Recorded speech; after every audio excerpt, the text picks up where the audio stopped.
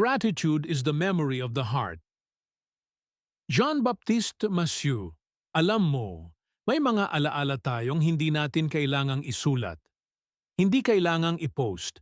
Hindi kailangang ipaalala sa sarili araw-araw kasi nakaukit na sila sa puso natin. At iyon ang sinasabi ng quote na ito, ang pasasalamat. Hindi lang siya simpleng thank you. Hindi lang siya salita.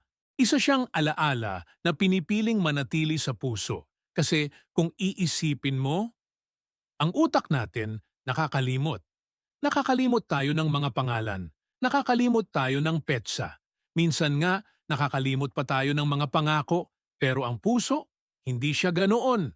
Ang puso, nagtatago ng mga bagay na may halaga. Isipin mo yung mga taong tumulong sa'yo noong panahong wala ka. Yung simpleng nag-abot ng pagkain, yung nakinig sa'yo kahit wala silang maibigay na solusyon. Yung naniwala sa'yo kahit ikaw mismo, duda ka sa sarili mo. Hindi mo man maalala lahat ng detalye, pero ramdam mo pa rin. Ramdam mo pa rin yung kabutihan nila. At yan ang gratitude. Hindi siya checklist, hindi siya utang na loob na may pressure. Isa siyang alaala na pinili mong hindi kalimutan. Minsan kasi, ang problema natin, hindi tayo kulang sa blessings, kulang tayo sa pag-alala. Masyado tayong mabilis mag-move on. Masyado tayong nakatingin sa susunod na gusto natin makuha. Na nakakalimutan na natin kung ano na ang meron tayo ngayon. Parang ganito lang yan, nung wala kang trabaho, ang dasal mo. Lord, sana magkaroon ako ng work. Ngayon na may trabaho ka na, ang reklamo mo. Pagod na ako. Nung wala kang pera, sana kahit konti lang, magkaroon ako. Ngayon na meron na, hindi pa rin sapat. Anong nangyari? Nakalimutan mo. Nakalimutan mong dati, pinapangarap mo lang yan. Kaya mahalaga ang gratitude. Hindi dahil kailangan mong maging positive, palagi. Kundi dahil kailangan mong maalala. Maalala mo kung saan ka nanggaling. Maalala mo kung sino ang tumulong sa'yo. Maalala mo kung gaano kalayo na ang narating mo. Kasi kapag naaalala mo, yon, nag-iiba ang tingin mo sa buhay. Hindi na puro kulang. Hindi na puro problema.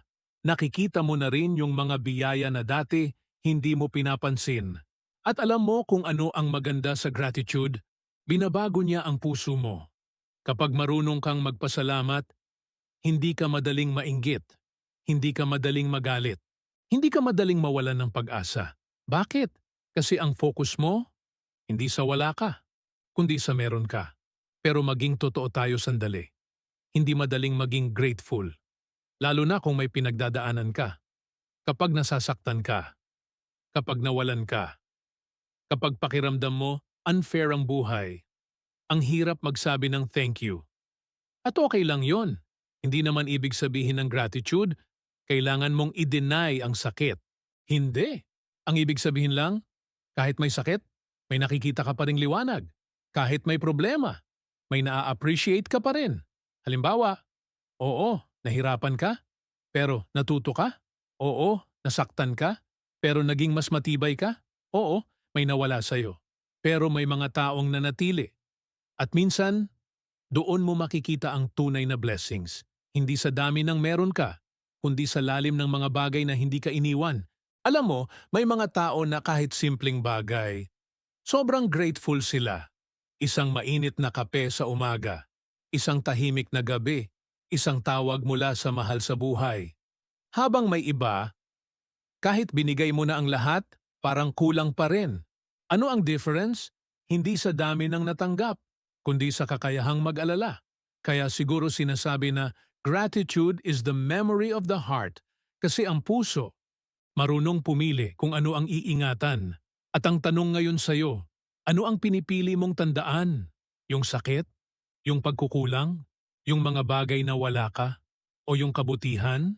Yung biyaya? Yung mga taong nagmahal sa'yo? Kasi kung puro sakit ang inaalala mo, mabigat ang buhay.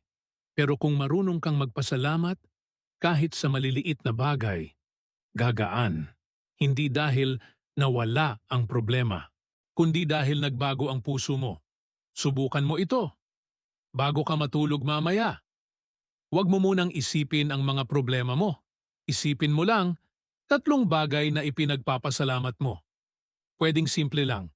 Salamat, buhay pa ako. Salamat, may pagkain ako. Salamat, may isang taong nagmamahal sa akin. At gawin mo yan araw-araw. Hindi mo mapapansin, unti-unting mag-iiba ang pananaw mo.